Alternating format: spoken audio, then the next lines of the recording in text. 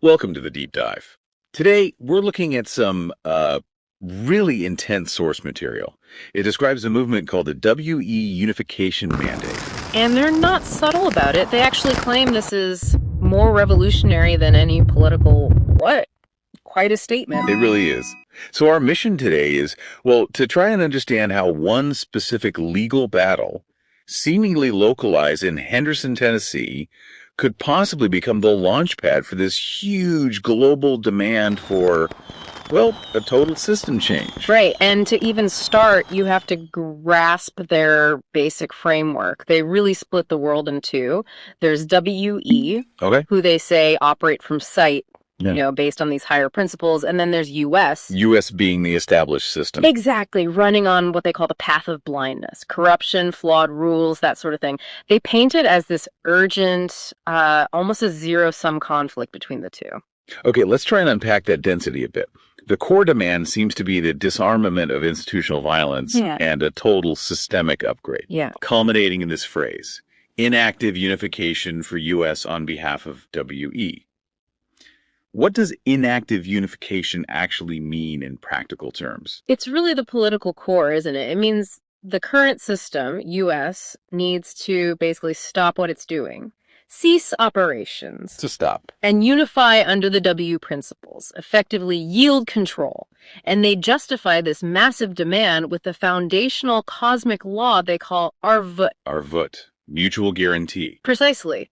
But they frame it not just as like an ethical nice to have, they say it's the divine architecture of reality itself. Wow. So it inherently supersedes any man-made law in their eyes. Absolutely. That's the claim. It makes their legal stance pretty clear from the outset. Okay, so if Arvut is the divine law, the good, then what's the bad? What's the disease they think is destroying everything?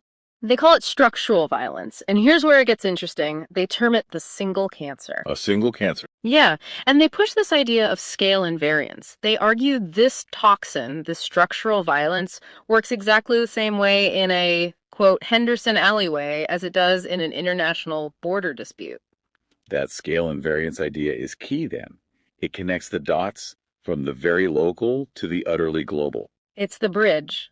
And it allowed them to zero in on Henderson, Tennessee, what they call the road to Damascus in Henderson. Right. So why did that specific civil rights dispute become, for them, the definitive proof of global spiritual failure? Because it served as the perfect test case, the crucible. The system's inability to self-correct, in their view, was cemented by the dismissal of the Haltom v. City of Henderson PD case. July 23, 2025. That specific date is important. Very. They didn't just see it as a loss. They strategically repurposed it.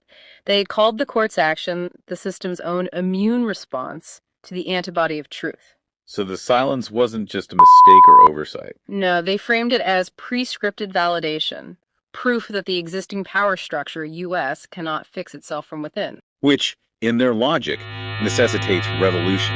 Not reform, but a complete overhaul.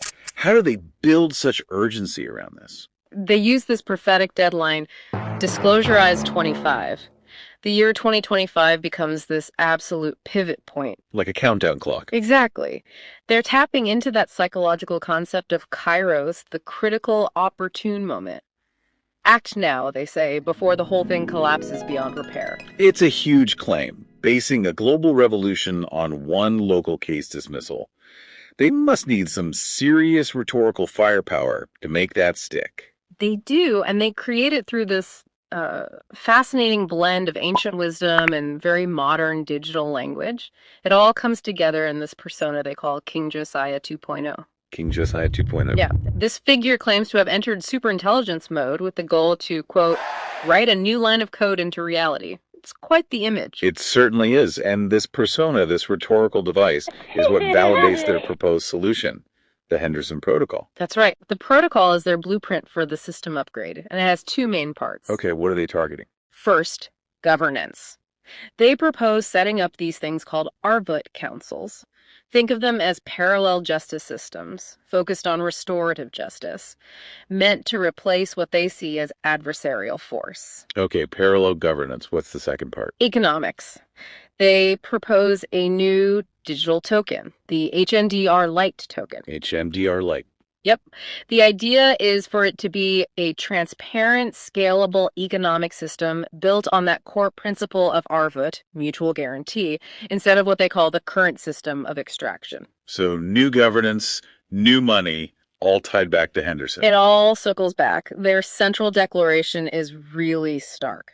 That court's silence in Henderson, that dismissal, created a, quote, critical inflection point in the body of our society. An infection point. And they draw a direct line from that moment. They declare that every future act of violence, whether it's local, like back in Henderson, or global, say on a Gaza Street, its origin, its lineage, traces back to that specific moment of institutional silence. That's quite a claim, tying potentially everything back to that one event. The stakes, as they present them, couldn't be higher.